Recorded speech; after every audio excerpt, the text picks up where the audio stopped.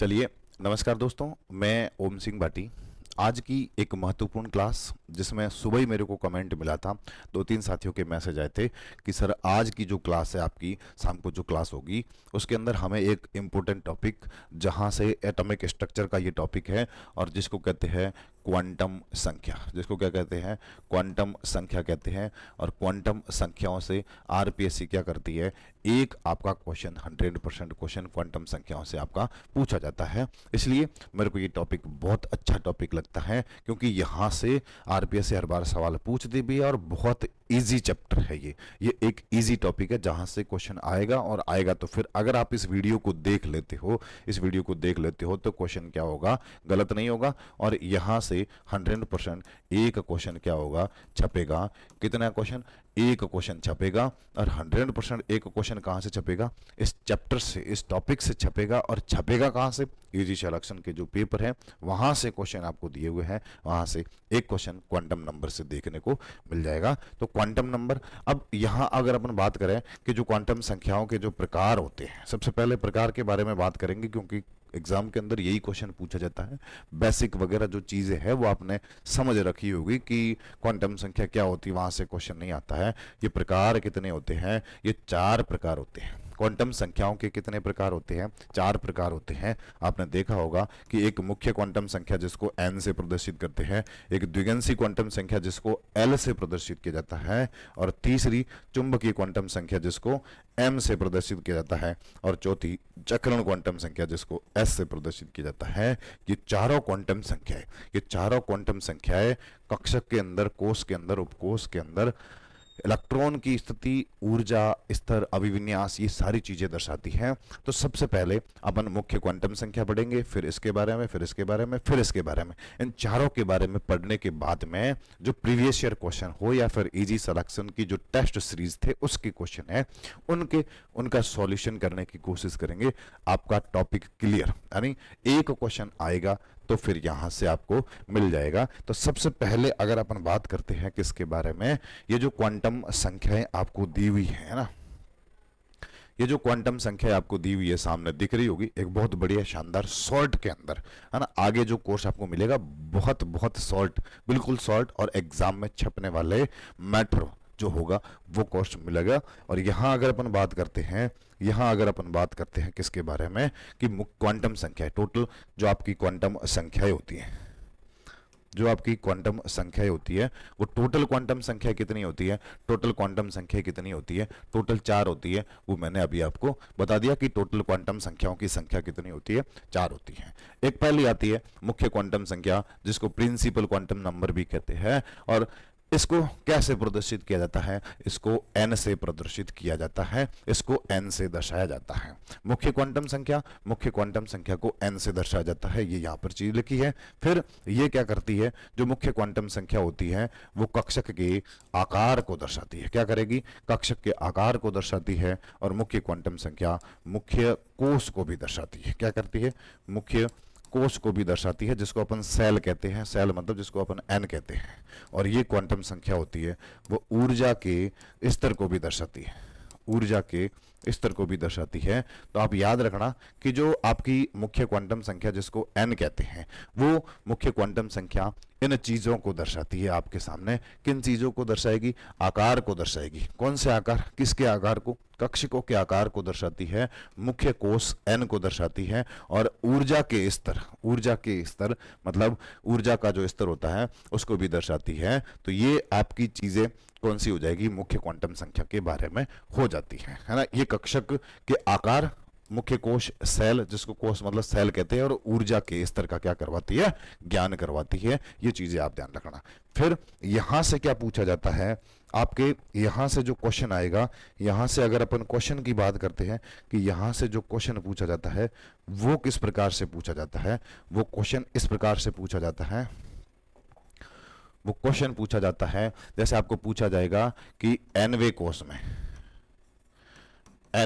में कक्षकों की संख्या कितनी होती है ना।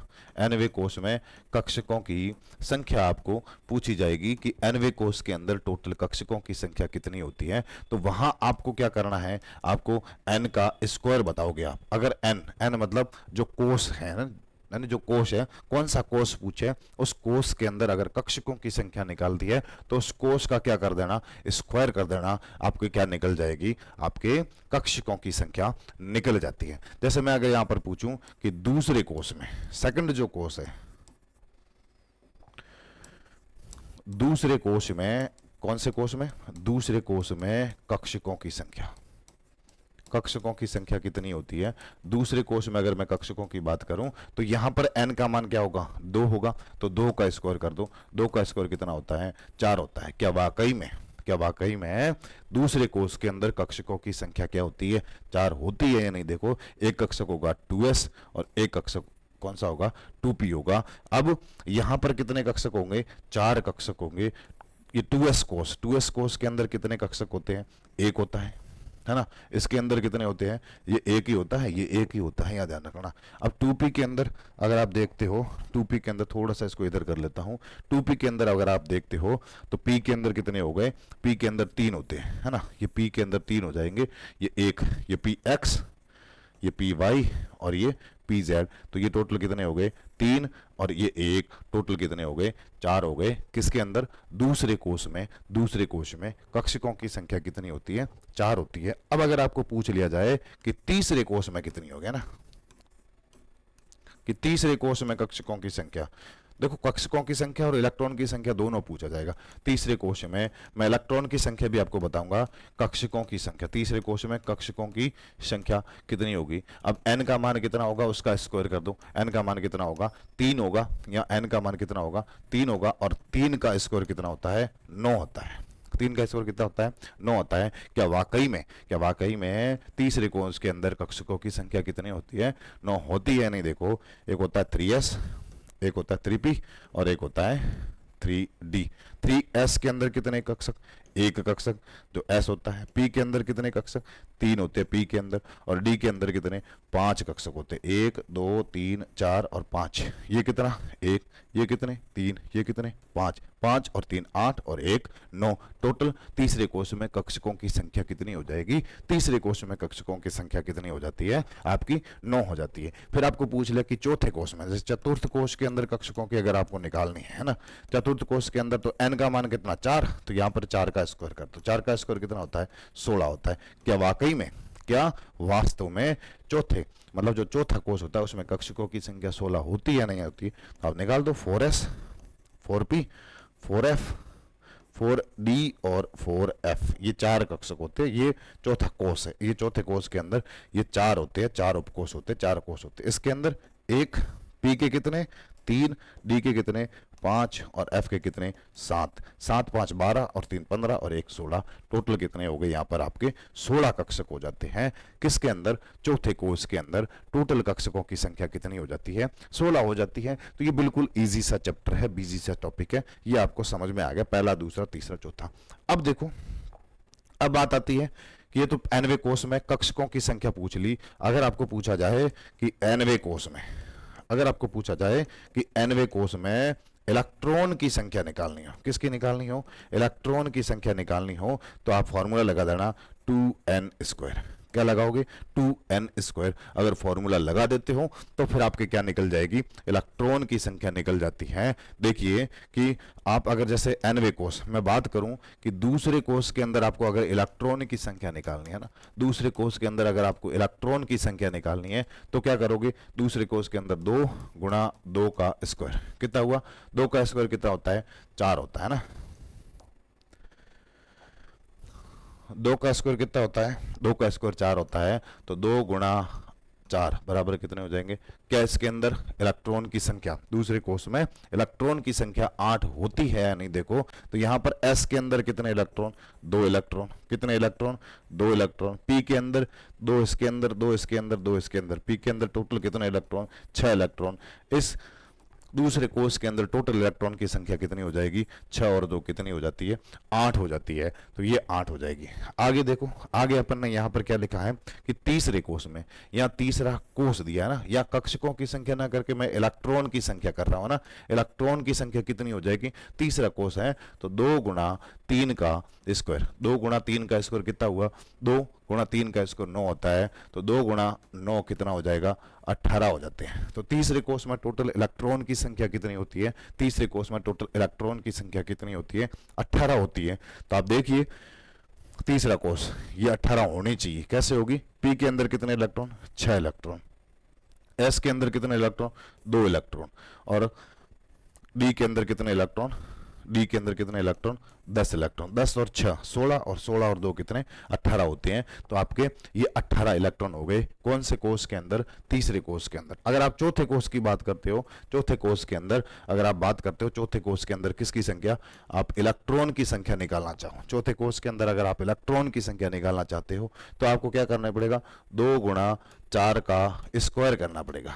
4 का स्क्वायर 16, 16 दोनों कितने होते हैं, 32 होते हैं। अगर चौथे कोष में, अगर चौथे कोष में इलेक्ट्रॉन की संख्या 32 है या नहीं है वो देखो, यहां पर आपके F के अंदर कितने होते हैं, 14, D के अंदर कितने होते हैं, 10, P के अंदर कितने होते हैं, 6, और S के अंदर कितने होते हैं, 2। 14 और 10 24, 24 और 36, 30 और 2 32। तो यहां पर चौथे कोष के अंदर इलेक्ट्रॉन की संख्या कितनी, 32, और चौथे कोष के अंदर कक्षकों की संख्या कितनी, 16। चौथे कोष के अंदर कक्षकों की संख्या कितनी, 16 होती है। तो ये बहुत बहुत इजी चीज है, आपको समझ में आ गई होगी। जो मुख्य क्वांटम संख्या से संबंधित जो बातें थी वो मैंने आपको यहां पर बताई है। अब बात करते हैं किसके बारे में, अब अपन बात करते हैं किसके बारे में,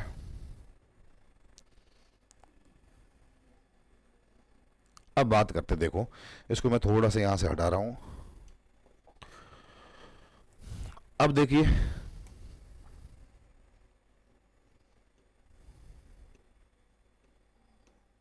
हाँ, अब देखो nवें कोष में इलेक्ट्रॉन की संख्या n स्क्वायर होगी, दूसरे कोष में इलेक्ट्रॉन की नहीं कक्षकों की संख्या कितनी होगी, n स्क्वायर होगी, ये मैंने आपको समझा दिया। द्वितीय कोष के अंदर कक्षकों की संख्या आपकी होगी 2 का स्क्वायर 4, और ये 2s आएगा, 2s और 2p, 3p नहीं आएगा। हाँ, ये ऐसे ही लिखा है कि एक s कक्षक होता है और 3 p कक्षक होते हैं, टोटल कितने होते हैं, सही है 4 कक्षक होते हैं, वो सही है। nवें कोष में उपकोषों की संख्या अगर आपको निकालनी है ना, अगर उपकोष की संख्या निकालनी है, उपकोष की संख्या, किसकी संख्या निकालनी है, उपकोष की संख्या निकालनी है, तो आपको क्या करना पड़ेगा, जितना n है, जितना n है, जो n का मान है, जैसे चौथा कोष के अंदर उपकोष कितने होंगे, जैसे दूसरा कोष है, दूसरे कोष के अंदर अगर आप बताते हो कि जो दूसरा कोष है आपका, उसमें उपकोषों की संख्या कितनी होगी, है ना, या मैं लिख रहा हूं कि दूसरे कोष में उपकोष की संख्या कितनी होगी, उपकोष की संख्या कितनी होगी है, सब सेल जिसको कहते हैं, वो कितनी होती है, वो कितनी होगी, n के बराबर होगी, और n कितना है, 2 है, तो 2 हो जाएगी, 2 हो जाएगी। अब यहाँ पर दूसरे कोष में उपकोष की संख्या एक 2s और एक 2p, दोनों 2 उपकोष हो जाएंगे, और टोटल कक्षक कितने हो जाएंगे, टोटल कक्षक कितने हो जाते हैं, 4 कक्षक हो जाते हैं, और टोटल इलेक्ट्रॉन कितने हो जाएंगे, 8 इलेक्ट्रॉन हो जाते हैं, ना, ये हो जाएगा, उपकोषों की संख्या हो जाती है। फिर आप देखो nवें कोष में इलेक्ट्रॉन की संख्या अगर देखोगे तो यहाँ पर लिखा है कि 2n स्क्वायर होती है, द्वितीय कोष में इलेक्ट्रॉन की संख्या हो जाएगी।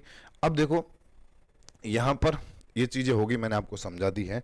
उसके बाद अगर अपन बात करते हैं आगे, इसको मैं जूम कर रहा हूं थोड़ा सा और देख लीजिए, ये फॉर्मूला याद कर देना। ये फॉर्मूला यहां पूछा है कि nवें कोष में इलेक्ट्रॉन की अगर आपको ऊर्जा पूछी जाए, En पूछी जाए, तो ये होती है माइनस, ये कितनी होती है, यहां पर मैं लिख रहा हूं माइनस 13.6 गुणा z स्क्वायर, z मतलब परमाणु क्रमांक होता है, और उसके नीचे n का स्क्वायर कर देना। तो आपको कौन से कोष की अगर दूसरे कोष की पूछी जाए, किसी भी परमाणु के लिए, परमाणु मतलब z का मतलब कहता परमाणु क्रमांक होता है, किसी भी परमाणु के लिए पूछी जाती है, तो माइनस 13.6 गुणा z स्क्वायर बट्टा n स्क्वायर इलेक्ट्रॉन वोल्ट प्रति परमाणु जो आपकी ऊर्जा पूछी जाती है वो ये हो जाती है। आगे देखिए, आगे बात हो रही है किसके बारे में, आगे आपकी बात की जा रही है किसके बारे में, दूसरी जो क्वांटम संख्या आती है द्विगंशी क्वांटम संख्या, है ना। द्विगंशी क्वांटम संख्या को किससे प्रदर्शित किया जाता है, ये आप ध्यान रखना कि द्विगंशी क्वांटम संख्या को L से प्रदर्शित किया जाता है। अब द्विगंशी क्वांटम संख्या ये कक्षक की आकृति, जो ऑर्बिटल है उसकी शेप के बारे में और इलेक्ट्रॉन के कोणीय संवेग के बारे में ज्ञान करवाती है। ये ध्यान रखना, आकृति और कोणीय संवेग का ज्ञान करवाती है। और द्विगंशी क्वांटम संख्या होती है वो परमाणु के फाइन स्पेक्ट्रम की भी व्याख्या करती है। हाइड्रोजन परमाणु का जो फाइन स्पेक्ट्रम होता है, रेखीय स्पेक्ट्रम होता है, उसकी भी व्याख्या करती है। और n के जो कुल मान होते हैं, जो n के टोटल मान होते हैं, वो n के संख्यात्मक मान के बराबर होते हैं। इसको समझिए कि n के टोटल मान, यहां लिखा है, लाइन लिखी है, यहां एक लाइन लिखी है, उसको समझना। हाँ, एक लाइन लिखी है, उसको समझना। यहां लिखा है कि n नहीं, जो आपके l होता है, ये लिखा है कि l के कुल मान, l के कुल मान n जो आपकी मुख्य क्वांटम संख्या होती है, n के संख्यात्मक मान के बराबर होती है। ये कथन सत्य असत्य से भी पूछा जा सकता है, संख्यात्मक मान के बराबर होती है। ये आप देखो, यहां मैं थोड़ा जल्दी से लिख रहा हूं क्योंकि क्लास लंबी हो जाएगी। संख्यात्मक मान के बराबर होती है, संख्यात्मक मान के क्या होती है, बराबर होती है। संख्यात्मक मान के क्या होती है, l के कुल मान। अब देखो, जैसे मानो आपको पूछ लिया कि n का मान कितना है, n का मान मान लो 4 है, n का मान कितना दिया है, 4 है, और इसमें पूछी जाए कि इसके लिए द्विगुणित क्वांटम संख्याओं की संख्या कितनी होगी, तो इसके लिए द्विगुणित क्वांटम संख्याओं की संख्या भी कितनी होगी, 4 होगी, क्योंकि l के कुल मान n के संख्यात्मक मान, ये संख्यात्मक मान बराबर होंगे। n और l के मान हमेशा बराबर नहीं हो, लेकिन संख्यात्मक मान के क्या होते हैं, बराबर होते हैं। अब संख्यात्मक मान की अगर बात करते हैं, यहाँ 4 है तो यहाँ भी कितने होंगे, 4 होंगे। 4 कौन से होंगे, l बराबर कितना होगा, 0, l बराबर कितना होगा, 1, l बराबर कितना होगा, 2, l बराबर कितना होगा, 3। तो ये टोटल मान कितने हुए, टोटल l के मान कितने हुए, जो n का मान है, तो जो n के मान कितना है, n बराबर कितना है, 4 है। तो टोटल जो l के मान होंगे, कुल l के मान होंगे, द्विगुणित क्वांटम संख्या के जो मान होंगे, वो n के संख्यात्मक मान के क्या होते हैं, बराबर होते हैं। ये ध्यान रख लेना, बाकी आपको कोई प्रॉब्लम नहीं आएगी, ये मैं गारंटी देता हूं,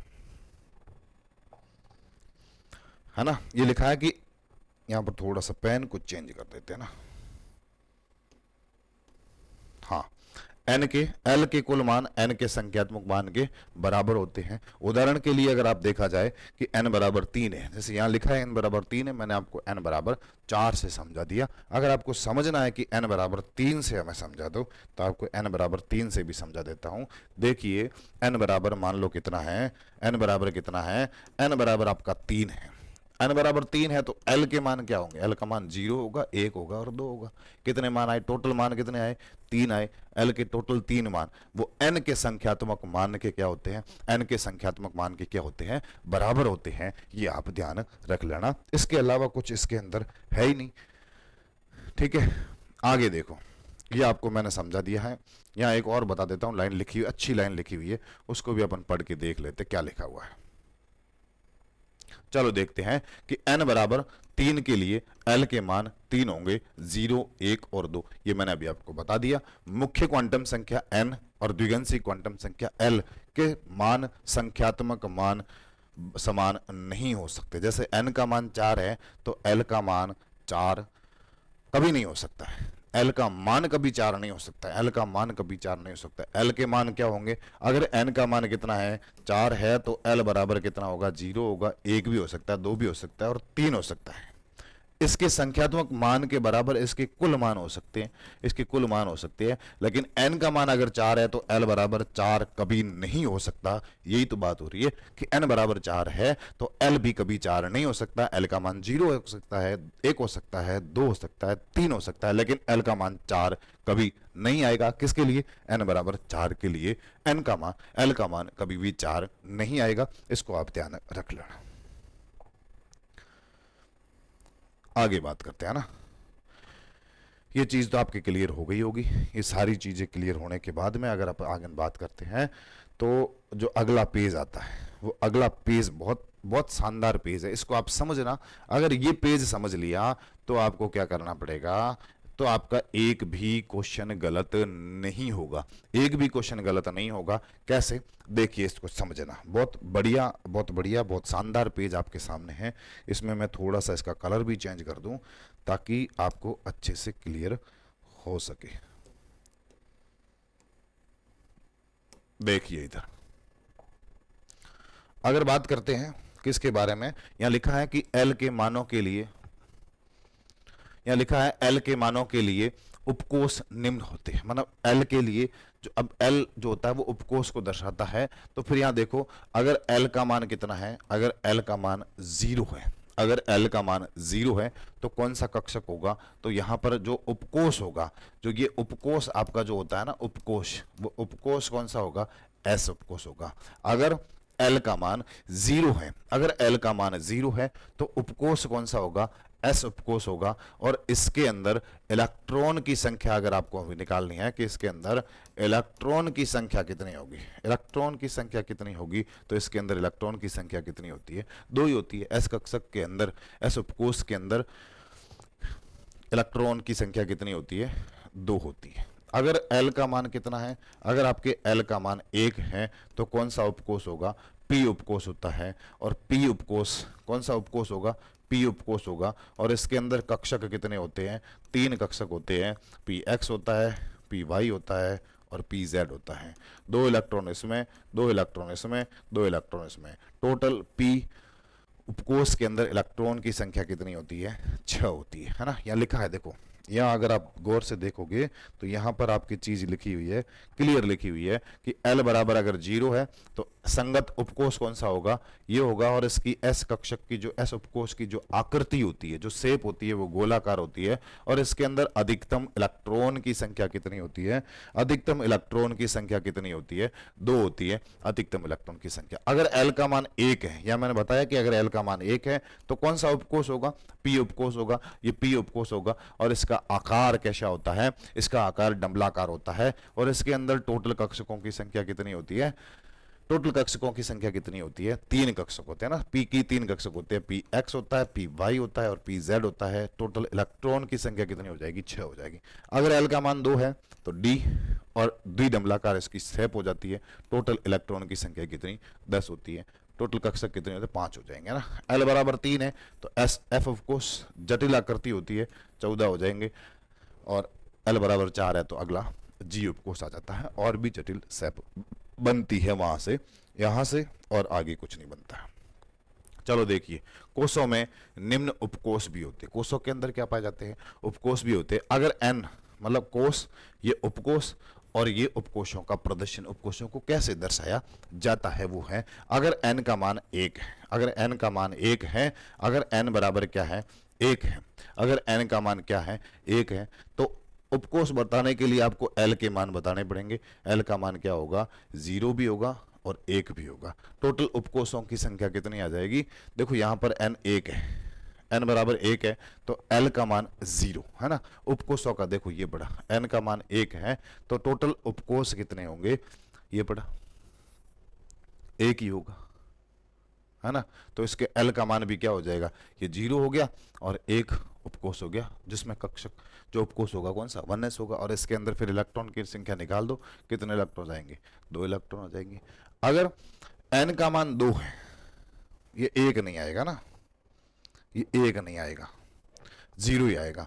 अगर n का मान कितना है, अगर n का मान 2 है तो फिर कितना आएगा, L के मान कितने आएंगे, 0 भी आएगा और 1 भी आएगा। तो यहाँ पर देखो कितने उपकोषों की संख्या होगी, 2 उपकोष होंगे। कौन सा होगा, इस एक S होगा और एक कौन सा होगा, P होगा, है ना।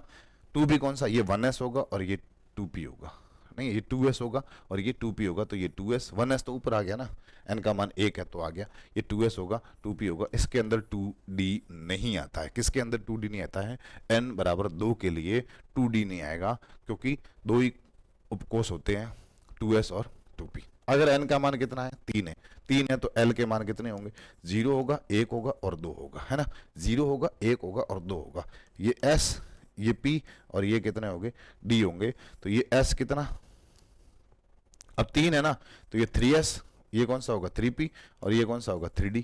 अब टोटल कक्षकों की संख्या निकालनी है तो निकाल दो। तीसरे कोष में टोटल कक्षकों की संख्या D कितने, 5, ये 8 और 1 9। टोटल कक्षकों की संख्या कितनी होगी, 9। टोटल इलेक्ट्रॉन कितने होते हैं, टोटल इलेक्ट्रॉन निकाल लो, 2। टोटल इलेक्ट्रॉन कितने हैं, 6 और टोटल इलेक्ट्रॉन कितने, 10। 2 10 और 6 टोटल कितने हुए, 18। तो तीसरे कोष में तीसरे कोष में, तीसरे उपकोष में, तीसरे कोष के अंदर, तीसरे कोष के अंदर उपकोषों की संख्या कितनी, उपकोषों की संख्या कितनी होती है, 3 होती है, n के बराबर होती है। फिर उसके अंदर तीसरे कोष के अंदर कक्षकों की संख्या कितनी, तीसरे कोष के अंदर कक्षकों की संख्या कितनी, 9 होती है। तीसरे कोष के अंदर उपकोषों का प्रदर्शन 3s 3p 3d और इलेक्ट्रॉन की संख्या कितनी होती है, 18 होती है। इलेक्ट्रॉन की संख्या कितनी हो जाएगी, 18 हो जाएगी। और n बराबर 4 है तो l का मान क्या होगा, 0 होगा, 1 होगा और 2 होगा और 3 होगा और 4 होगा। ये s, ये कितना p, ये कितना, तीसरे वाला ये d और ये कितना, ये कौन सा हो जाएगा, f, यानी 4f हो जाएगा, 4d हो जाएगा, 4p हो जाएगा और 4s हो जाएगा। ये n बराबर 4, n बराबर 4 मतलब n उपकोष के अंदर, चौथे उपकोष के अंदर टोटल उपकोषों की संख्या कितनी होगी, 4 होगी, s होगी, p होगी, d होगी, f होगी।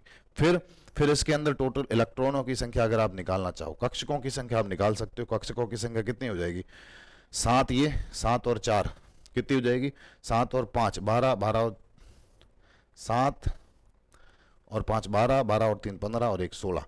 टोटल कक्षकों की संख्या कितनी, 16। टोटल इलेक्ट्रॉन की संख्या कितनी आ जाएगी, इसके अंदर 2 इलेक्ट्रॉन, इसके अंदर 3 इलेक्ट्रॉन, इसके अंदर 10 इलेक्ट्रॉन, इसके अंदर 14 इलेक्ट्रॉन, 14 3 नहीं 6 इलेक्ट्रॉन, 14 10 24 36 और 2 टोटल कितने हो जाएंगे, 32 इलेक्ट्रॉनों की संख्या हो जाएगी और कक्षकों का प्रदर्शन ये हो जाएगा। यहां से आपका क्वेश्चन गलत नहीं होगा। और अगला ये एक और बढ़िया चीज है, इसको याद रखना कि उपकोषों की ऊर्जा का बढ़ता क्रम, उपकोष जो होते हैं ना SPDF, इनकी ऊर्जा का बढ़ता क्रम होता है, F उपकोष की ऊर्जा सबसे ज्यादा होती है। तो SPDF ये वाला आप ऑर्डर याद कर लेना, SPD और F ये ऊर्जा का ऑर्डर होता है, उपकोषों की ऊर्जा का ऑर्डर ये होता है। परिरक्षण प्रभाव का जो होता है, जो परिरक्षण प्रभाव होता है, शिल्डिंग इफेक्ट होता है, उसकी जो आपका ऑर्डर होता है वो कैसे हो जाएगा, SPD और F होता है। ये वाला ऑर्डर आप ध्यान रखना। इसके अलावा आपके यहाँ से कोई क्वेश्चन नहीं बनता है, अच्छे से मैंने आपको समझा दिया है। आगे बात करते हैं अगले पेज के ऊपर। एक पीछे एक और पेज बचा है जिसमें चक्रण क्वांटम संख्याओं को आपके बताया हुआ है। चुंबकीय क्वांटम संख्या है ना, चुंबकीय क्वांटम संख्या बहुत बढ़िया है, बहुत शानदार इसके बारे में दिया। मैग्नेटिक क्वांटम नंबर चुंबकीय क्वांटम संख्या है ना, ध्यान रखना इसके बारे में। चुंबकीय क्वांटम संख्या थोड़ा सा जूम करके आपको दिख रहा होगा। चुंबकीय क्वांटम संख्या जिसको कैसे प्रदर्शित किया जाता है, m से प्रदर्शित किया जाता है, जिसको मैग्नेटिक क्वांटम नंबर के नाम से भी जाना जाता है, मैग्नेटिक क्वांटम नंबर के नाम से भी जाना जाता है। इसे m से प्रदर्शित किया जाता है, ये लिख दिया। यह क्या करती है, कक्षक के अभिविन्यास को दर्शाती है, कक्षकों के अभिविन्यास को दर्शाती है। ये जीमान प्रभाव की व्याख्या करती है। बहुत अच्छी लाइन है कि जो चुंबकीय क्वांटम संख्या होती है वो क्या करती है, कक्षकों के अभिविन्यास को दर्शाती है। और जो जीमान प्रभाव है, स्टार्क प्रभाव और जीमान प्रभाव, उसमें से जीमान प्रभाव की ये क्या करती है, व्याख्या करती है। m के मान l के पर निर्भर करते हैं। अब जो m के मान होते हैं वो जो द्विगंशी क्वांटम संख्या होती है l, उसके ऊपर निर्भर करते हैं। अब L के एक मान के लिए L के कुल मान कितने होते हैं। अगर L का मान दिया हुआ है, उससे आपको M के कुल मान निकालने हैं, चुंबकीय क्वांटम संख्या के कुल मान निकालने हैं, तो आपको एक फॉर्मूला याद रखना पड़ेगा, 2l+1। 2l+1 अगर ये फॉर्मूला याद कर दिया कि अगर L का मान दे रखा है, मान लो आपका पूछ लिया कि L बराबर 5 है ना, आपको पूछ लिया कि L बराबर कितना है, L बराबर आपको पूछ लिया कि L का मान 5 है, तो इसके लिए टोटल चुंबकीय क्वांटम संख्याओं की संख्या कितनी होगी, आपको याद नहीं है, आपको कोई पता नहीं है, आप सीधा निकाल के भी कर सकते हो, आप सीधा बता भी सकते हो। ये फॉर्मूला याद है तो 2 गुणा 5 प्लस 1, 2 गुणा 5 कितने, 10, 10 और 1 11। टोटल अगर L बराबर 5 है तो उसके लिए चुंबकीय क्वांटम संख्याओं की संख्या कितनी हो जाएगी, चुंबकीय क्वांटम संख्याओं की संख्या कितनी हो जाएगी, m के मान कितने हो जाते हैं, 11 हो जाते हैं। ये बहुत इंपॉर्टेंट चीज है, मैंने आपको समझाई है, ठीक है। तो यहाँ एक चीज लिखी है, देखो चीज क्या कह रही है कि जो L के मान होते हैं ना, चलो इसको थोड़ा सा सेट कर लो, ये कह रहा है कि L के एक मान के लिए m के कुल मान कितने होंगे, 2l+1 होंगे। यहाँ लिखा है कि 2l+1 होंगे, ये ठीक है। m का मान l के बराबर या इससे कम होगा, परंतु इससे अधिक कभी नहीं।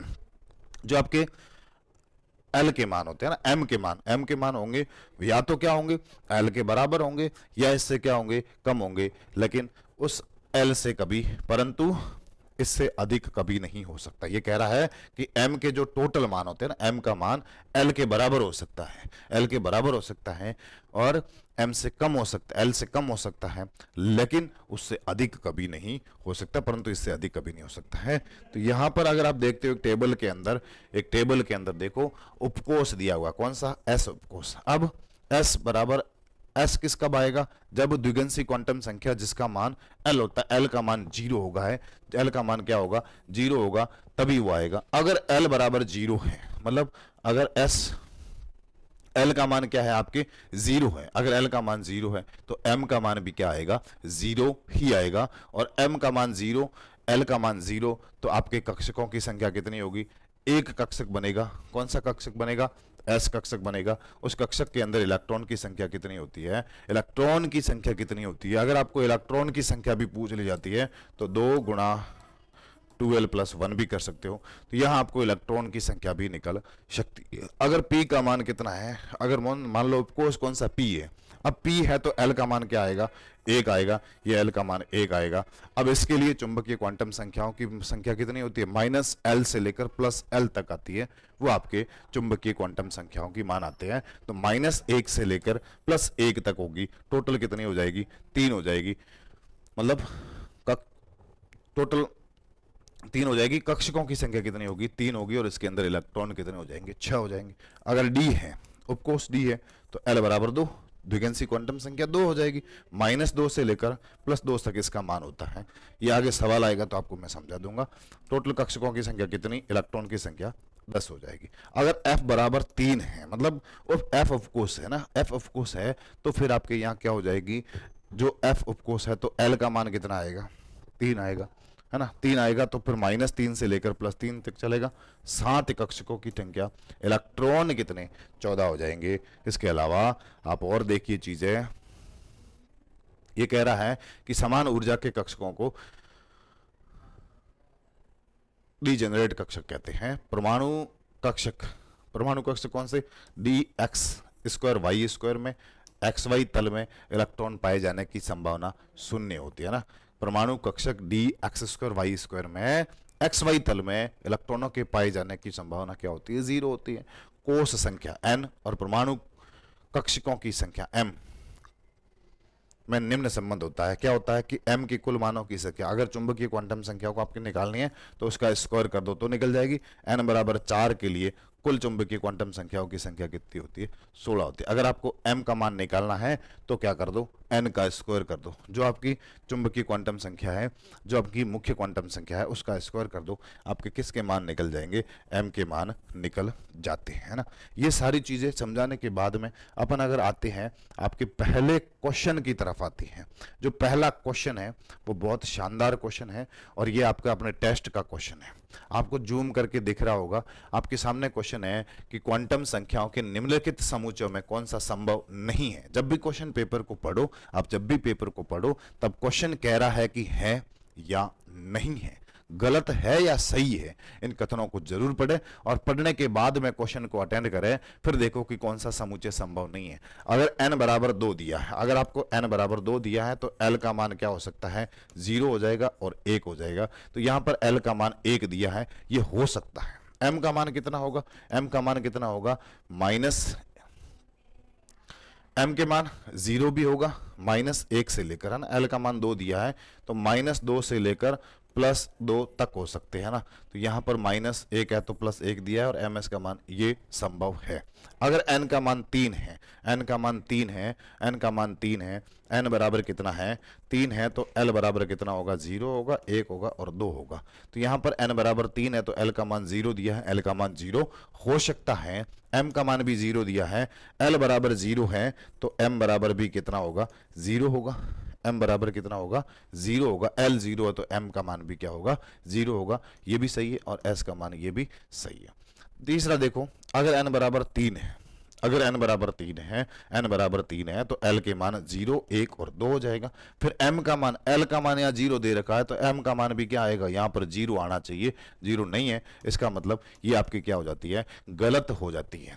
इसका आंसर क्या हो जाएगा, C होगा, क्योंकि जो n के मान होते हैं, जो अभी अभी उन्होंने बताया था ना कि l का मान मतलब m का मान किससे, द्विगंसी क्वांटम संख्या से क्या हो सकता है, बराबर हो सकता है, उससे कम हो सकता है, लेकिन उससे ज्यादा कभी नहीं होगा। तो यहां पर L का मान 0 दे रखा है, द्विगंसी क्वांटम संख्या 0 दे रखी है, चुंबकीय क्वांटम संख्या का मान 1 दे रखा है, तो अधिक नहीं होगा ना, ज्यादा तो कभी हो ही नहीं सकता। इसका मतलब ये जो आपका आंसर है वो सी होता है, वो बिल्कुल सही हो जाएगा। अगला क्वेश्चन की बात करते हैं। अगला क्वेश्चन देखो, बहुत शानदार क्वेश्चन, बहुत अच्छा क्वेश्चन दिया हुआ है। इसको आप अगर देखते हो तो ये क्वेश्चन कहता है कि रुबिडियम परमाणु क्रमांक कितना है, 37 नंबर का परमाणु क्रमांक है कि संयोजी कोष मतलब बाह्यतम कोष के लिए चारों, बाह्यतम कोष का जो संयोजी कोष का जो इलेक्ट्रॉन है उसकी चारों क्वांटम संख्याओं के मान दर्शाइए। आप ये ऐसा क्वेश्चन करने के लिए सबसे पहले आपको उस परमाणु की क्या आनी चाहिए, उस परमाणु के लिए उसका इलेक्ट्रॉनिक विन्यास लिखना पड़ेगा। 37 है ना, तो मैं यहाँ इसका इलेक्ट्रॉनिक विन्यास लिख रहा हूं, आर्गन 3d10 4s2 4p6 और 5s1 ये बाह्यतम कोष का इलेक्ट्रॉन पूछ रहा है, संयोजी कोष का इलेक्ट्रॉन है, तो जो s का इलेक्ट्रॉन है तो इसमें n का मान मतलब 5वें कोष की बात हो रही है, तो n बराबर कितना आ जाएगा, 5 हो जाएगा। n बराबर कितना आ जाएगा, 5 हो जाएगा। इसके अंदर भी n का मान 5 है, यहां भी 5 है, यहां भी 5 है, यहां भी 5 है। दूसरा देखो कि l का मान कितना हो सकता है, यहां l का मान 0 हो सकता है, 1 हो सकता है, 2 हो सकता है, 3 हो सकता है और 4 हो सकता है। ये l के मान हो सकते हैं, लेकिन आपको कौन से s उपकोष का पूछा है ना, आपको कौन सा पूछा है, एस उपकोष का पूछा है, क्योंकि यहाँ 5s है तो ये क्या होगा, s होगा, ये p होगा, ये d होगा, ये f होगा और ये g होगा। यहां पर ये s है तो l का मान क्या आएगा, 0 आएगा। l का मान 1 आ रहा है, गलत है। n का मान 1 आ रहा है, गलत है। ठीक है, दूसरी चीज समझो कि l का मान 0 आ गया। अब m का मान भी क्या होगा, l बराबर 0 है तो m का मान भी क्या होगा, 0 होगा। n बराबर 0, ये 5 है, ये हो नहीं सकता, यहाँ ये 0 है, यहाँ 1 नहीं हो सकता, मतलब जो m का मान है वो l से ज्यादा नहीं हो सकता। इसलिए आपका ये वाला जो ऑप्शन है n बराबर 5, l बराबर 0, m बराबर 0 और s बराबर +1/2 या हाफ हो जाएगा। राइट आंसर जो बैठेगा वो क्या बैठेगा, ए नंबर का जो क्वेश्चन है, ए नंबर का जो ऑप्शन है वो राइट आंसर हो जाता है। यहां पर आपका राइट आंसर ए बैठेगा। ठीक है, आगे बात करते हैं, अगले क्वेश्चन की बात करते हैं। अगला क्वेश्चन इसके नीचे दिया हुआ पड़ा है, इसको देखिए। यहां भी बहुत अच्छा प्रश्न दिया हुआ है, बहुत शानदार प्रश्न दिया हुआ है। सूची 1 को सूची 2 के साथ सम्मिलित कीजिए और नीचे दिए गए कूट की सहायता से सही उत्तर का चयन कीजिए। सूची के अंदर कक्षक दिए हुए हैं और सूची 2 के अंदर त्रिज्यीय नोड दिया हुआ है। देखो, दो प्रकार की बात आती है, एक त्रिज्यीय नोड आता है, एक कोणीय नोड आता है और एक टोटल नोड आता है। अगर अपन बात करते हैं किसके बारे में, अगर टोटल नोड है ना, कुल नोड की बात करते हैं, कुल नोड की अगर बात करें तो उसका फॉर्मूला हो जाता है n-1। n माइनस क्या हो जाता है, 1 हो जाएगा। अगर आपको रेडियल नोड निकालनी है, त्रिज्यीय नोड निकालनी है तो क्या हो जाएगा, n-l-1 हो जाएगा। ठीक है, और उसके बाद में अगर आपको कोणीय नोड निकालनी है, जो कोणीय नोड होती है वो कोणीय नोड आपकी द्विगंसी क्वांटम संख्या l के क्या होती है, बराबर होती है। तो यहां पर आपको त्रिज्यीय नोड निकालनी है, तो आप देख लीजिए रेडियल नोड निकालनी। देखते हैं कि 3p कक्षक है ना, 3p कक्षक है, तो यहां पर 3p, n का मान कितना, 3 है, n का मान कितना आया, 3 आया। l का मान कितना आया, l का मान देखो 0, 1 और 2, 0, 1 और 2 हो जाएगा। फिर यहां पर ये s है, ये p है और ये d है, तो p का मान कितना आया, जो l का मान आया p के लिए कितना आया, 1 आया। तो आप निकाल दो, क्या निकालना, n का मान कितना, 3 - 1 - 1 कितना होगा, 3 में से 1 गया, पीछे कितने बचे, 2, 2 में से 1 गया 1। तो इसका मतलब पहले का पहला हो सकता है क्या, उसको देख लीजिएगा। ठीक है, उसको रुको, इसका नंबर मतलब इसका मान जो 1 आया वो 1 आया। आगे देखो 3d है, अगर 3D है तो 3D की अगर अपन बात करते हैं तो 3D के लिए इसके लिए आप देखो, क्या देखोगे, आप देखो कि n का मान कितना, n का मान 3 और l का मान कितना होगा, 2 होगा। तो 3 माइनस 2 माइनस 1, 3 में से 2 गया, 1 में से 1 गया, 0। 3D के लिए कितना आ जाएगा, 0 आ जाएगा, इसके लिए 0 आ जाएगा। इसके लिए 0 कहाँ आ रहा है, ये 3D इसके 0 आ रहा है, इसका 1 आ रहा है। फिर 4p देखो, फिर यहां पे मैं लिख रहा हूं 4p n का मान कितना, 4 आ जाएगा, n का मान कितना 4, l का मान कितना हो जाएगा, l का मान हो जाएगा आपके 4 है तो फिर कौन सा हो जाएगा, l का मान हो जाएगा 0 हो जाएगा, 1 हो जाएगा, 2 हो जाएगा, 1 2 3, 3 हो जाएगा। फिर क्या है, 4p है तो 1 हो जाएगा, तो 4 माइनस 1 माइनस 1 कितना होगा, 4 में से 1 गया 3, 3 में से 1 गया 2 हो जाएंगे। तो इसका मान कितना हो जाता है, इसका मान अगर आप देखते हो 4p का कितना हो जाएगा, 2 हो जाता है। फिर आगे आपका जो बचा है 4s है तो l n बराबर कितना 4, l का मान कितना 0 1 2 और 3, ये s है तो कितना हो जाएगा, l का मान कितना हो जाएगा 0, 4 माइनस 0 माइनस 1, 4 माइनस 0 माइनस 1 कितना होगा, 3 होना चाहिए। तो फिर कितना हो जाएगा, 3 हो जाएगा और इसका मान 3 आता है क्या, ये 3 आ गया। क्या इसका राइट आंसर 1 है, 1 2 3 4, इसका राइट आंसर क्या हो जाएगा, 1 2 3 4 हो जाएगा। अगर मैं बात करता हूँ, इसको थोड़ा सा मिटा के कर रहा हूँ क्योंकि ये सारी चीजें आपके क्लियर हो गई होगी, है ना। इसको मैं एक बार मिटा रहा हूँ, ये मिट गया। यहाँ आपके बात कर लेते हैं, इसके लिए कितना आता है, 1 आएगा, इसके लिए कितना आएगा 0 आएगा, इसके लिए कितना आएगा 2 आएगा, इसके लिए कितना आएगा 3 आ जाएगा। तो टोटल ये कितने आ जाएंगे, ये आंसर हो जाएगा 1 2 3 4। क्या इसका आंसर राइट ए है, बिल्कुल इसका राइट आंसर क्या हो जाता है, ए हो जाता है। आपको कोई दिक्कत ही नहीं है, सारी चीजें आपके सामने थी, सारी चीजें क्या थी आपके सामने थी, वो आपको सारी समझा दी है। तो ये क्वेश्चन आपके गलत नहीं होना चाहिए, 2 क्वेश्चन आपके हो गए। अगला क्वेश्चन देखते हैं।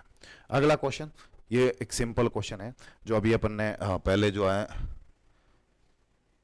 इसको देख लीजिए आप, देखते हैं। सूची 1 को सूची 2 के साथ सम्मिलित कीजिए और नीचे दिए गए कूट की सहायता से सही उत्तर का चयन कीजिए। क्वांटम संख्या और दी गई जानकारी। मुख्य क्वांटम संख्या, जो मुख्य क्वांटम संख्या होती है वो आपकी क्या करती है, जो आपकी मुख्य क्वांटम संख्या है, मुख्य क्वांटम संख्या कक्षक के ऊर्जा और माप, मतलब कक्षकों के आकार और मुख्य कोश और उसके ऊर्जा के स्तर को दर्शाती है। तो पहले का क्या हो जाता है, पहले का 2 हो जाता है। द्विगंशी क्वांटम संख्या, अभी अपन ने पढ़ा कि द्विगंशी क्वांटम संख्या कक्षकों के अभिविन्यास को दर्शाती है, तो दूसरे का क्या हो जाएगा, पहला हो जाएगा। चुंबकीय क्वांटम संख्या कक्षकों के आकार को दर्शाती है, तो इसका तीसरा हो जाएगा। और चक्रण क्वांटम संख्या इलेक्ट्रॉन के चक्रण को दर्शाती है, तो इसका ये 4 नंबर हो जाएगा और इसका क्या हो जाता है, तीसरा हो जाता है। तो 2 1 4 3, कहीं आपको 2 1 4 3 दिख रहा है क्या, नहीं नहीं नहीं नहीं नहीं नहीं, थोड़ी सी इसमें एरर हुई है। ये द्विगंशी क्वांटम संख्या आपके ये इसको दर्शाएगी। एक मिनट को, एक मिनट को, थोड़ा सा इसको सही देखना पड़ेगा।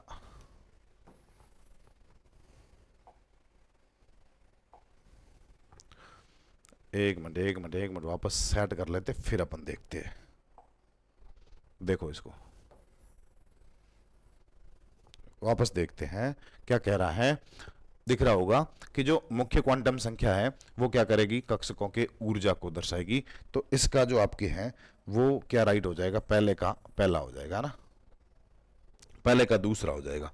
पहले का क्या हो जाएगा, दूसरा हो जाता है। द्विगंशी क्वांटम संख्या कक्षकों के आकार को दर्शाती है, दूसरे का चौथा हो जाएगा। चुंबकीय क्वांटम संख्या अभिविन्यास को दर्शाती है, तो पहला हो जाएगा। चक्रण क्वांटम संख्या ये आपके इलेक्ट्रॉन के चक्रण को दर्शाती है, तो कौन सा हो जाएगा, तीसरा हो जाएगा। 2 4 1 3, 2 4 1 3 आपका राइट आंसर कौन सा बनेगा, एक बैठेगा और ए है वो आपका राइट आंसर बैठ जाता है। ये क्वेश्चन गलत नहीं होगा, ठीक है। अगला क्वेश्चन, अगला क्वेश्चन देखो, बहुत शानदार क्वेश्चन है, अच्छा क्वेश्चन है। यहां से देखते हैं, ये आपके सामने क्वेश्चन है। ये आपके सामने क्वेश्चन है, कह रहा है कि क्वांटम संख्या n, n बराबर कितना है, n का मान कितना दे रखा है, 4 दे रखा है, n का मान कितना 4 दे रखा है, और यहाँ पर l के मान नहीं दे रखे। अब l के मान मैं लिख देता, l के मान कितने होंगे, 0 होगा। चलो इसको एक अगले पेज पे करते हैं। m का मान -2 दे रखा है और n का मान 4 दे रखा है। चलो देखते हैं, आपको क्वेश्चन के अंदर दे रखा है, आपको क्वेश्चन के अंदर दे रखा है, किसका मान दे रखा है, आपको क्वेश्चन के अंदर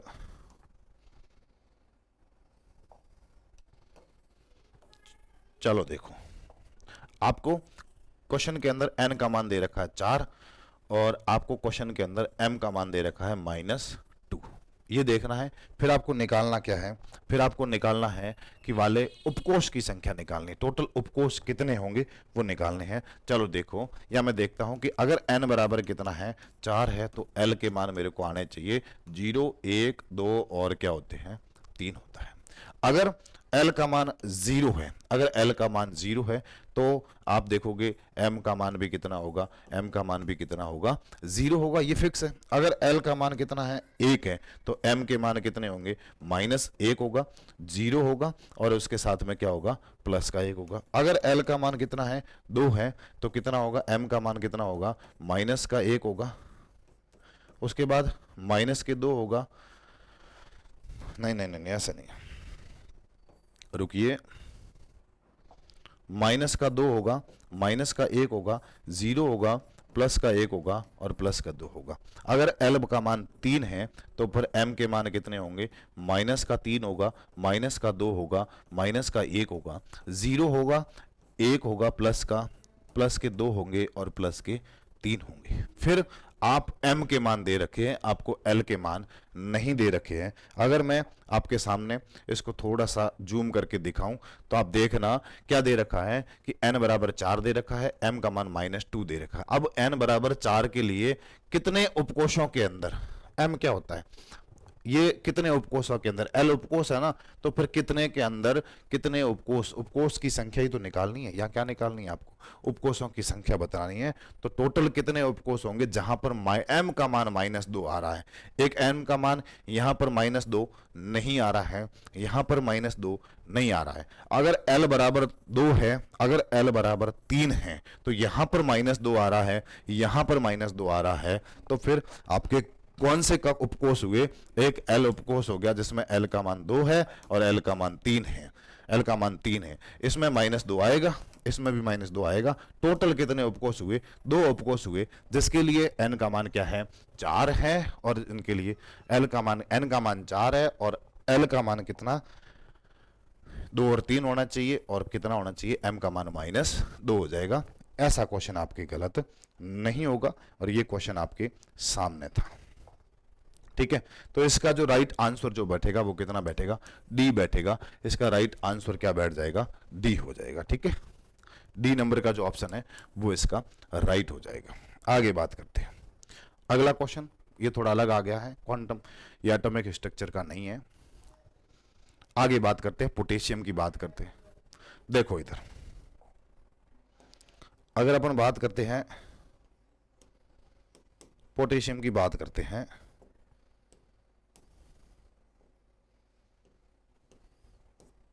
हाँ, के परमाणु क्रमांक 19 का इलेक्ट्रॉनिक विन्यास लिख दो, 1s2 2s2 2p6 3s2 3p6 3p6 4s1, ये 4s1। तो n का मान जो इसमें कहा है कि बाह्यतम कक्षक की 4, बाह्यतम कक्षक कौन सा होता है, 4 होता है, तो यहां पर आपके जो n का मान निकला वो कितना आया, 4 आया। n का मान कितना आया, 4 आया। फिर n का मान 4 है तो इसके लिए आप l के मान भी निकालो, n बराबर 4 है तो l के मान क्या आएगा, 0 आएगा, 1 आएगा, 2 आएगा, 3 आएगा, ये 4 मान l के निकलेंगे। ये l का मान अगर 0 है तो s होगा, ये p होगा, ये d होगा, और ये क्या होगा, f होगा।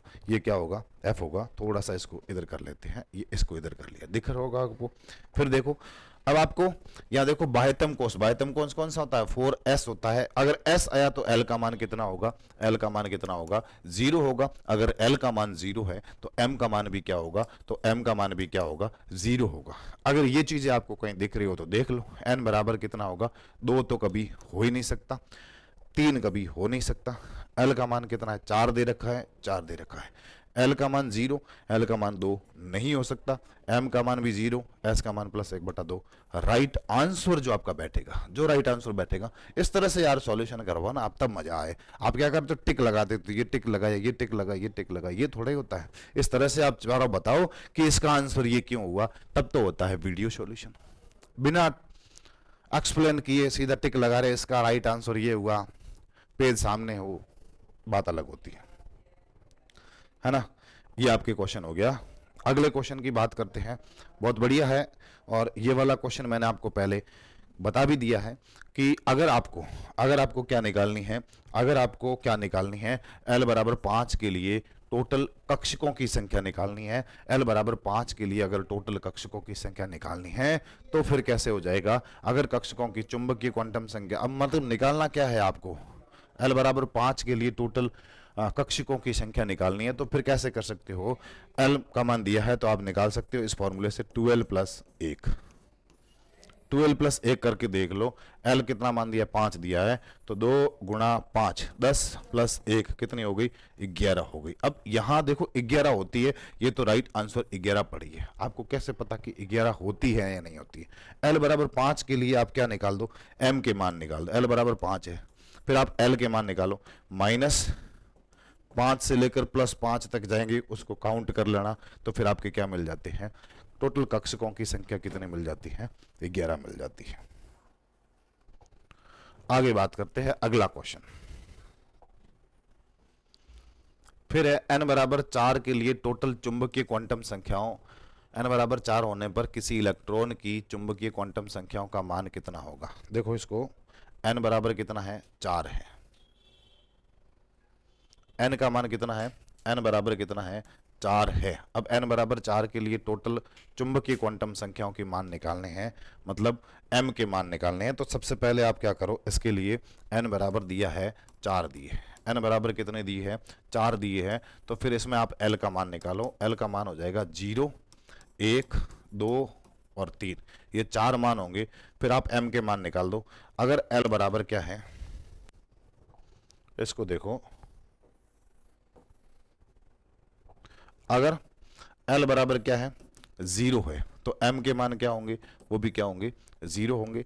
l बराबर कितना है, 1 है, तो m के मान कितने होंगे, m के मान टोटल 3 होंगे। l बराबर 2 है, तो m के मान कितने होंगे, m के मान कितने होंगे, -2 से लेकर +2 तक, -2 से लेकर -2, या आप लिख सकते हो -1 0 और ये +1, ठीक है, इसको लिख दो, -2 -1 और फिर 0, इसके बाद में +1 और +2, ये हो जाएंगे। अगर l का मान कितना है, 3 है, तो m के मान कितने होंगे, -3 -2 -1 0 +1 +2 और +3। इनको आप काउंट कर लो। इनको अगर आप काउंट कर लेते हो तो आपका टोटल मान कितना निकलेगा, ये कितनी हो गई 1, ये कितनी हो गई 3, और यहाँ पे कितनी हो गई 5, यहाँ कितनी हो गई 1 2 3 4 5 6, 3 और 3 6 और 1 7, 7 हो जाती है। 7 और 5 12, 12 और 3 15 और 1 16। अगर आपके 16 ऑप्शन में है तो फिर वो क्या हो जाएगी, चुंबकीय क्वांटम संख्याओं की मान हो जाएंगी 16, और राइट आंसर क्या बैठेगा, बी बैठेगा। आगे देखो, इसी के अंदर अगला क्वेश्चन है, ये बढ़िया क्वेश्चन है, पिछले टेस्ट में भी ये क्वेश्चन आया था कि 4 इलेक्ट्रॉनों की क्वांटम संख्या नीचे आपको दी गई है, क्वांटम संख्याओं के मान आपको क्या हो रखे हैं, दे रखे हैं, क्वांटम संख्याओं के मान दे रखे हैं, n का मान दे रखा है, l का मान दे रखा है, और फिर आपको निकालना क्या है, उसमें से उसकी ऊर्जा का क्रम पूछा है, एनर्जी का क्रम पूछा है, ऊर्जा का क्रम पूछा है। तो आप किससे निकाल सकते हो, n + l के मान से भी निकाल सकते हो। अगर आपको n + l का मान पता है, देखो इसके लिए n का मान कितना, पहला जो ऑप्शन है इसके लिए n का मान कितना 3 और l का मान 0, तो कितना होगा, n + l का मान कितना आएगा, 3 आएगा। दूसरे वाले ऑप्शन के लिए n का मान कितना है, दूसरे वाले ऑप्शन के लिए n का मान 4 और l का मान 1, टोटल मान कितना आएगा, n + l का मान कितना आएगा, 5 आएगा। यहाँ n का मान 4, यहाँ l का मान 2, टोटल कितना आएगा, 6 आएगा। यहाँ n का मान कितना 3 और यहाँ l का मान कितना 2, 2 3 और 2 कितने होते हैं, 5 होते हैं। अब आप इसको n प्लस एल के अकॉर्डिंग, जिसके लिए n प्लस एल का मान कम होगा उसकी ऊर्जा क्या होती है, कम होती है, और जिसके लिए n प्लस एल का मान, अगर दो कक्षकों के लिए या दो इलेक्ट्रॉन के लिए n प्लस एल का मान समान आ जाता, जैसे यहां पर n प्लस एल का मान समान आया है, तो आप देखना उसमें क्या करेगा, जिसके लिए एल का मान क्या हो, जिसके लिए एन का मान कम हो उसकी ऊर्जा भी क्या होती है, कम होती है, और जिसके लिए एन का मान ज्यादा होता है उसकी ऊर्जा क्या होती है, ज्यादा होती है। तो इस ऑप्शन के अंदर जिसके लिए एन का मान ज्यादा आता है उसकी ऊर्जा ज्यादा आएगी। ये 3 नंबर का जो ऑप्शन है उसकी एन का मान ज्यादा आ रहा है, इसलिए ये सबसे अधिक ऊर्जा वाला होगा। फिर ऑप्शन नंबर 2 और ऑप्शन नंबर 4 के अंदर जो n प्लस एल का मान है समान आ रहा है, फिर किसकी ऊर्जा ज्यादा होगी, जिसके लिए आपका n का मान ज्यादा होगा। यहाँ n का मान कितना है, 3 है, या n का मान 4 है, तो n बराबर 4 वाला जो ऑप्शन 2 है इसकी ऊर्जा ज्यादा होगी, इसकी ऊर्जा क्या हो जाएगी, ज्यादा हो जाएगी। फिर अगर आप देखते हो, फिर ऑप्शन किसका हो जाएगा, 3 नंबर वाला है, उसकी ऊर्जा हो जाएगी, और सबसे कम ऊर्जा वाला जो ऑप्शन फर्स्ट नंबर है उसकी ऊर्जा सबसे कम हो जाएगी। अगर ये वाला ऑप्शन कहीं दिख रहा हो, 3 2 4 है ना, यहाँ पे ये 4 हो जाएगा, 3 2 4 1, ये 3 ये 2 ये 4 और ये 1, आपका राइट आंसर क्या बैठेगा, आपका जो राइट आंसर बैठता है वो क्या बैठता है, 1 नंबर का जो ए ऑप्शन है वो आपका सही राइट आंसर बैठेगा। अगले क्वेश्चन की बात करते हैं।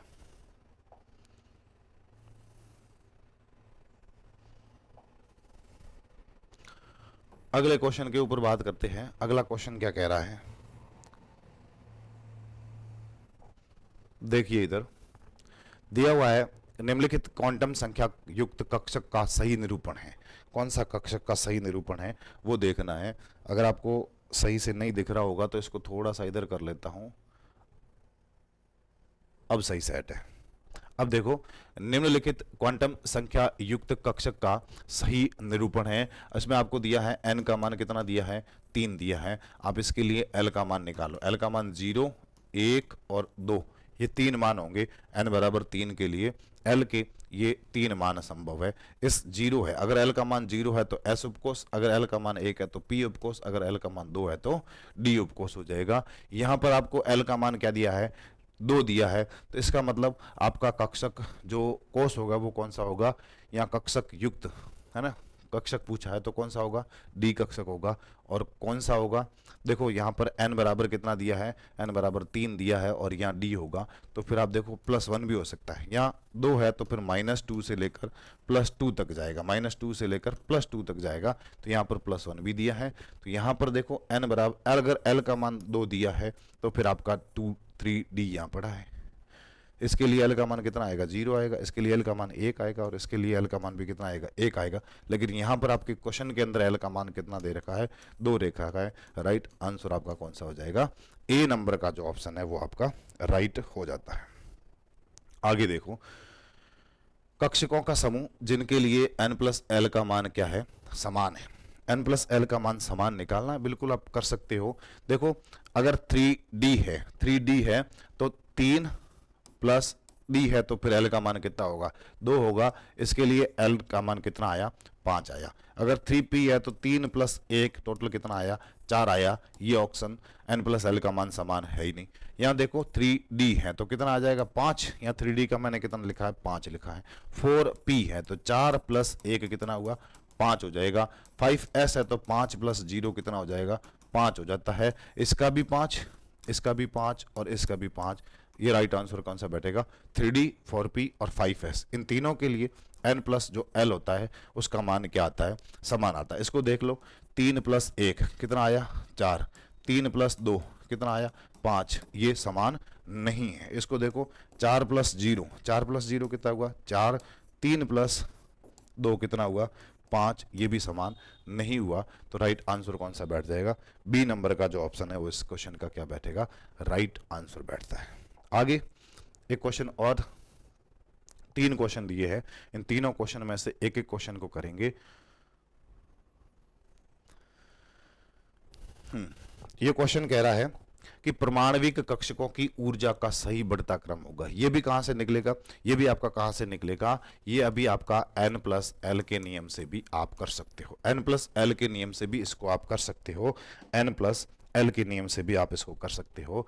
n+l का नियम लगाओ और फिर इस क्वेश्चन का सॉल्यूशन करो। तो अगर मैं बात करूं, किसकी बात करूं, पहले ऑप्शन की बात करता हूं। पहले 5p के लिए n+l का मान कितना हुआ, 5 और 1 6 हुआ, 5 और 1 कितना हुआ, 6 हुआ। देखो ये सीधी चीज है, आपको अगर मैंने n बराबर दे रखा है तो l का मान आपको पता होना चाहिए। इसके लिए कितना हो गया, 6 हो गया। यहाँ कितना हुआ, 4 + 3 कितना हो गया, 7 हो गया। यहाँ 6 + 0 कितना हो गया, 6 हो गया। यहाँ 5 + d 5 + 2 कितना हो गया, 7 हो गया। तो ये बढ़ता हुआ क्रम नहीं है, ठीक है। फिर देखो यहां पर देखो ये कितना हो गया, 5 और 1 6 हो गया। ये कितना हो गया, 6 0 6 हो गया। यहां कितना है, 4 + 3 कितना हो गया, 7 हो गया। 5 + 2 कितना हो गया, 7 हो गया। अब देखो यहां ये 7 7 6 6 है, ठीक है।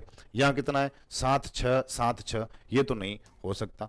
फिर इसके लिए कितना, 6, इसके लिए कितना, 7, ये 6 पहले आ ही नहीं सकता क्योंकि इसकी ऊर्जा ज्यादा नहीं हो सकती। n+l का मान जिसके लिए क्या होगा, ज्यादा होगा, उसकी ऊर्जा सबसे ज्यादा होती है, इसको ध्यान रखना। फिर यहां देखो, यहां भी कितना है, 6, यहाँ कितना है, 7, यहाँ कितना है, 7, यहाँ कितना है, 6, तो ये नहीं हो सकता। अब आप इसको देखो, अगर यहाँ पे दोनों कक्षकों के लिए, दोनों इलेक्ट्रॉनों के लिए n+l का मान क्या आ जाता है, समान आ जाता है, तो फिर जिसके लिए n का मान ज्यादा होगा उसकी ऊर्जा भी क्या होती, ज्यादा होती है। यहाँ n का मान 4 है, यहाँ n का मान कितना है, 7 है। तो टोटल n+l में सबसे ज्यादा ऊर्जा किसकी होगी, 5d 4f 6s 5e। Right answer कौन सा हो जाएगा, आपका बी नंबर का जो ऑप्शन है वो क्या हो जाता है, राइट हो जाता है। अगला क्वेश्चन देखो, अगला क्वेश्चन कह रहा है कि मुख्य क्वांटम संख्या n बराबर 3 दे रखा है, तो फिर इसके लिए आप l का मान भी निकाल दो, 0 1 और 2। अब n बराबर 3 के लिए l का मान 0 1 और 2 और 3 आया, 3 नहीं आएगा, 0 1 और 2 आया। तो आपको कहीं दिख रहा है 0 1 और 2, l के मान ही पूछा है। बिल्कुल सिंपल क्वेश्चन है, आसान क्वेश्चन है, इजी क्वेश्चन है। ऐसे क्वेश्चन तो आप बिल्कुल ऐसे परीक्षा के अंदर आपके आए तो ऐसे टिक लगेंगे सीधे, फटाक देने क्वेश्चन निकल के चले जाएंगे, कोई पता ही नहीं चलेगा। फिर देखो n बराबर, ये दिया है कि n बराबर 4 है, कितना है, n बराबर कितना दिया, थोड़ा सा इधर कर लेते हैं। n बराबर 4, l बराबर 0, m बराबर 0 और s बराबर ये होगा। फिर अब n बराबर 4 में आपको कैसे पता चलेगा कि यहाँ सोडियम के लिए आएगा, क्लोरीन के लिए आएगा, रुबिडियम के लिए आएगा, इसके लिए आएगा।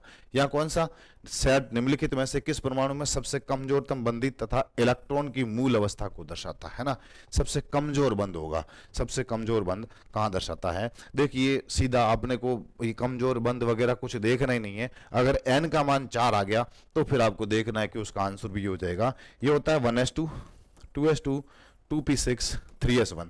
यहाँ n का मान 3 आ रहा है तो ये नहीं हो सकता। यहाँ देखो 1s2 2s2 2p6 3s2 3p5 5 आ रहा है,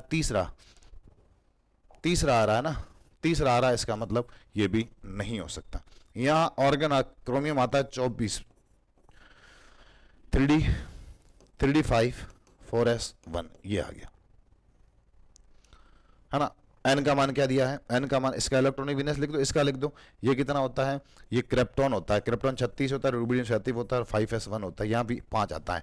n का मान 4 कहाँ आ रहा है, n का मान 4 यहाँ आ रहा है। अब n बराबर कितना है, n बराबर 4 है, तो l बराबर कितना होगा, 0 होगा, 1 होगा, 2 होगा और 3 होगा। तो फिर यहाँ l का मान कितना दिया है, ये 0 दे रखा है। अगर l का मान 0 है तो आपका m का मान भी कितना आएगा, l का मान 0 है तो आपका m का मान भी क्या आएगा, 0 आएगा। ये आपका क्वेश्चन गलत नहीं होना चाहिए और इसका राइट आंसर क्या होगा, सी नंबर का जो क्रोमियम है, आपका क्वेश्चन आंसर सही हो जाएगा, गलत नहीं होगा। फिर आगे बात करते हैं। देखो जितने क्वेश्चन करवाए हैं क्वांटम संख्याओं से, फिर वो आपका गलत नहीं होना चाहिए। फिर आगे बात करते हैं कि कक्षकों की अधिकतम संख्या क्या है जिनको दी गई क्वांटम संख्याओं से पहचाना जा सकता है। अधिकतम क्वांटम संख्या क्या हो सकती है जिनको पहचाना जा सकता है। अगर आप बात करते हो n का मान आपको दिया है इसके अंदर 3 दिया है ना, कक्षकों की अधिकतम संख्या जिनको दी गई क्वांटम संख्याओं से पहचाना जा सकता है, कक्षकों की संख्या कितनी हो सकती है, n बराबर 3 दिया है तो l का मान निकालो 0, 1 और 2। ठीक है, फिर बात करते हैं, अगर l का मान कितना 3 दिया है, l का मान 0 आ गया और यहां पर आपका l का मान कितना दिया है, 1 दिया है, तो कौन सा होगा, p कक्षक होगा, है ना। और फिर l का मान कितना दिया है, m का मान भी आपको कितना दिया है, 0 दिया है, और m का मान, ये p कक्षक 3 होते हैं, ये px होता है, py होता है और pz होता है ना, pz होता है। तो फिर अगर आप बात करते हो कि px, py और pz, ये किसके लिए, ये होता है m माइनस 1 के लिए, ये प्लस, ये माइनस 1 के लिए, ये 0 के लिए, ये प्लस 1 के लिए। अगर ये कह रहा है कक्षकों की अधिकतम संख्या कितनी, 1 होगी, कौन सा कक्षक होगा, pxy कक्षक होगा, pxy कक्षक होगा, जिसके लिए क्या होगा, क्वांटम संख्याओं को पहचाना, जिनको दी गई क्वांटम संख्याओं से कौन सा कक्षक होगा, psy कक्षक होगा, pxy कक्षक हो जाएगा, कितना होगा, x होगा, क्योंकि आपको l का मान दे रखा है, m का मान दे रखा है, फिर आप इसको गलत नहीं कर सकते। अगला क्वेश्चन, बहुत बढ़िया क्वेश्चन, कि कुल नोडों की संख्या को किस सूत्र द्वारा निकाला जाता है। टोटल नोड निकालने हैं तो आपको n-1 करना पड़ेगा, n-1 करना पड़ेगा। और जो कोणीय नोड होते हैं वो आपके क्या होते हैं, आपके द्विगंशी क्वांटम संख्या के बराबर होते हैं। और फिर रेडियल नोड होते हैं, उसका सूत्र आता है n-l-1 के बराबर होता है। तो यहाँ पर आपका राइट आंसर क्या बैठेगा, सी नंबर का जो ऑप्शन है वो आपका क्या हो जाता है, सही हो जाता है। आज का ये वीडियो आपको अच्छे तरीके से समर्पित है, क्योंकि 1 घंटे का वीडियो बन गया, लेकिन जो आपका क्वांटम नंबर है, यहाँ से अब क्वेश्चन आपका क्या नहीं होना चाहिए, यहाँ से अब क्वेश्चन आपका गलत नहीं होना चाहिए, गलत नहीं होना चाहिए। फिर भी आपको कोई दिक्कत रहती है तो आप मेरे से पूछ लेना। आगे बात करेंगे कल, अगला जो आपका कमेंट होगा, जैसे मेरे को किसी ने बोला है कि आप पॉलीमर वाला जो पार्ट है उसके क्वेश्चंस जो आपके रिवीजन टेस्ट फर्स्ट दिया है उसके अंदर पॉलीमर के क्वेश्चन दिए हैं। अगर आप चाहते हो कि हाँ उस क्वेश्चन का सॉल्यूशन करवा दो, 22 क्वेश्चन है, 22 क्वेश्चन का अगर आपने सॉल्यूशन कर लिया तो फिर मुझे पूरी उम्मीद है कि अगर आपने 22 क्वेश्चन का सॉल्यूशन कर दिया, अगर आपने 22 क्वेश्चन का सॉल्यूशन कर दिया तो निश्चित रूप से आपका वहां से क्वेश्चन गलत नहीं होगा। तो अगर आप कमेंट करके बताना कि जो आपका रिवीजन टेस्ट कौन सा फर्स्ट है, जिसके अंदर मैं बताऊं आपको कि पॉलीमर के 22 क्वेश्चन दिए हुए हैं, किसके, पॉलीमर के 22 क्वेश्चन दिए हुए हैं। अगर आप कहते हो तो मैं उस पूरे पेपर का 22 क्वेश्चनों का क्या करवा देता हूं, सॉल्यूशन करवा देता हूं। पॉलीमर से कितने क्वेश्चन आएंगे, 1 से 2 क्वेश्चन आएंगे, और मैं पूरे विश्वास के साथ कहता हूं कि इन 22 क्वेश्चनों से वो बाहर क्वेश्चन नहीं देखने को मिलेगा, क्योंकि मैंने 22 क्वेश्चन के अंदर पूरी यूनिट क्लियर कर दी है। तो अगर आप कहते हो, अगर आप कमेंट के अंदर बताते हो कि यस, ये लिख देना यस पॉलीमर, तो मैं करवा दूंगा आपको ये 22 क्वेश्चन, क्योंकि रिवीजन करना है। ऐसे चैप्टर जो आपको पढ़ने नहीं पड़ेंगे, आप आधा घंटा देख जाओगे तो आपका एक क्वेश्चन सही हो जाएगा। तो पॉलीमर करवा दूंगा, केमिस्ट्री इन एवरीडे लाइफ करवा दूंगा, ये तो सारी चीजें हो रखी है, लेकिन आप पॉलीमर के लिए मेरे को एक मैसेज मिला था कि ये करवा दो तो आपका बढ़िया हो जाएगा। तो फिर आज के इस वीडियो में इतना ही। नमस्कार, बहुत बहुत धन्यवाद।